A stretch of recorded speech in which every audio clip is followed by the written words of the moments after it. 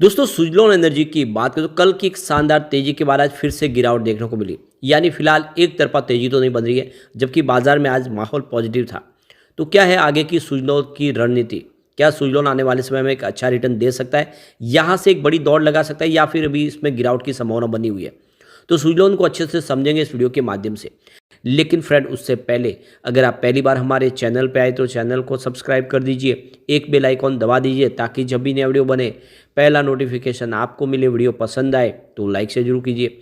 चलो friends, video start करते हैं। मैं हूँ आपका दोस्त एसपी दवे और हमारे अपने चैनल ऑनलाइन कमाई में आपका बहुत बहुत स्वागत है। सबसे पहले अगर हम बाजार की बात करें तो आज बीएसई सेंसेक्स 71,106 के स्तर पर क्लोजिंग दी है, जहाँ पे 241 पॉइंट की तेजी थी, यानी 0.34% की तेजी। तो बाजार में तो माहौल पॉजिटिव था, लेकिन सुजलॉन के शेयर में उसका असर देखने को नहीं मिला। वैसे निफ्टी एनर्जी भी आज पॉजिटिव क्लोजिंग देने में कामयाब रहा है। 32,810 के स्तर पे 90 पॉइंट की तेजी थी, यानी 0.28% अपर निफ्टी एनर्जी ने भी क्लोजिंग दी है। लेकिन सुजलॉन में दबाव बिल्कुल दिखाई दे रहा है। इस समय लोग वेट एंड वॉच कर रहे हैं, फिलहाल नया इन्वेस्टमेंट करने से बच रहे। अब आप देखें कि सुजलॉन की शुरुआत हुई पॉजिटिव 37.50 पर, कल की क्लोजिंग 37.10 के आसपास थी। इंट्राडे में 38 का हाई भी बना, लेकिन ऊपर के लेवल से आ गया दबाव। प्रॉफिट बुकिंग की वजह से स्टॉक आ गया नीचे। 36.50 का आज इसने लो बनाया, लेकिन निचले लेवल से स्टॉक की क्लोजिंग फिर से थोड़ी ऊपर रही है 37.05 पर, जहाँ पे मात्र 0.13% की गिरावट थी। तो बड़ी गिरावट तो नहीं है, लेकिन इस समय पॉजिटिव बाजार में भी नरमी दिखाई दे रही है। इसका मतलब है कि अभी भी थोड़ी सी इसमें पेन बाकी है। और इसके पीछे जो सबसे बड़ा रीजन है, तो ये जो इस समय जो माहौल निगेटिव बना, उसके पीछे सबसे बड़ा रीजन है कि स्टॉक बहुत ज़बरदस्त दौड़ चुका बहुत ही कम समय में। 8.25 के आसपास था स्टॉक 12 मई 2023 को। ये स्टॉक 44 तक चला गया, यानी सिर्फ 7 से 8 महीने के बहुत ही कम समय में 5 गुना से ज़्यादा का रिटर्न स्टॉक ने दे दिया है। अब इतनी बड़ी ज़बरदस्त तेजी के बाद कुछ तो प्रॉफिट बुकिंग आएगी, कुछ स्टॉक तो नीचे आएगा ही आएगा। और हर बार होता है, सुजलॉन ने पिछली बार भी जब ज़बरदस्त तेजी बताई उसके बाद स्टॉक नीचे जरूर आया, और इसीलिए स्टॉक थोड़ा नीचे जरूर आएगा। लेकिन वो एक तरह से खरीदारी का मौका होगा, क्योंकि ये जब इस बार दौड़ेगा तो ये 3 डिजिट को टच करने की ताकत लेके चलेगा, क्योंकि सुजलॉन बहुत मजबूत हो चुकी है। लेकिन यहाँ पे जो प्रॉब्लम है वो सिर्फ यही है कि स्टॉक में प्रॉफिट बुकिंग आ रही है। बहुत सारे बड़े फंड हाउस ने निचले लेवल से खरीदारी की है और वो सुरक्षित अपने निवेश को बाहर निकालना चाहते प्रॉफिट के साथ।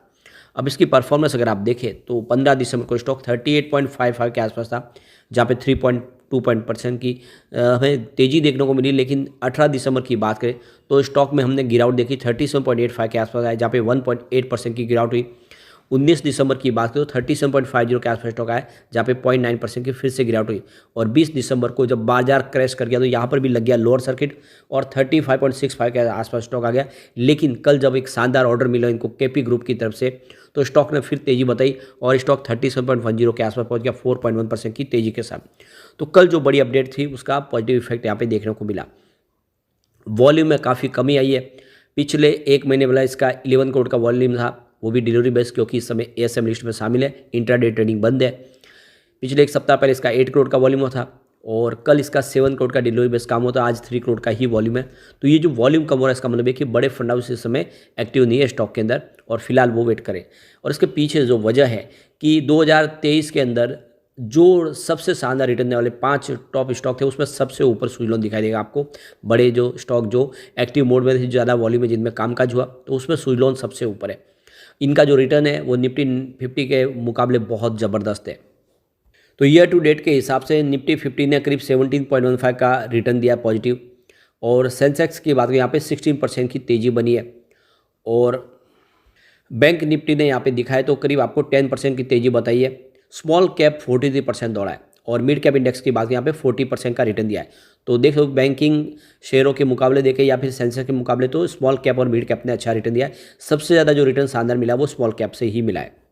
अब इस लिस्ट में नंबर 1 पे सुजलॉन एनर्जी है, जिसने सबसे शानदार रिटर्न दिया है। अब आप देख सकते हो कि मई के अंदर जो स्टॉक 8 रुपये के आसपास था, वो 37 के आसपास इस समय करंटली लेवल पर। और इसका जो रिटर्न है आप देखते हो बहुत ही बेहतर रहा है। करीब ईयर टू डेट के हिसाब से इसने 270% का बम्पर रिटर्न दिया है। तो ये लिस्ट में सबसे ऊपर आने की वजह है कि इसने सबसे शानदार रिटर्न दिया है। अब आप देख सकते हो दूसरे नंबर पर आपको रिलायंस पावर दिखाई देगा, और इसका जो रिटर्न है देखें तो इसने भी काफ़ी शानदार रिटर्न दिया। स्टॉक अब देखें तो 9.5 के आसपास था स्टॉक, और वो जो मार्च के अंदर जो 9.5 के आसपास स्टॉक था वो 22.5 तक इस समय पहुंचा है।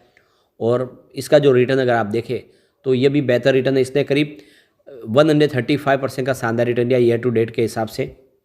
तीसरे नंबर पे वोडाफोन आइडिया है और आप देख सकते हो कि वोडाफोन आइडिया ने भी ईयर टू डेट के हिसाब से करीब यहाँ पे 70% का पॉजिटिव रिटर्न दिया है और जो स्टॉक 5.80 के आसपास था वो 13.55 के आसपास आया। नंबर 4 पे अगर आप देखें तो आपको आलोक इंडस्ट्री दिखाई देगा। आलोक इंडस्ट्री ने भी शानदार रिटर्न दिया है। 10.60 के आसपास स्टॉक था फरवरी 2023 में, जो 21.35 के आसपास आया और ईयर टू डेट के हिसाब से इसने 35% का पॉजिटिव रिटर्न दिया है।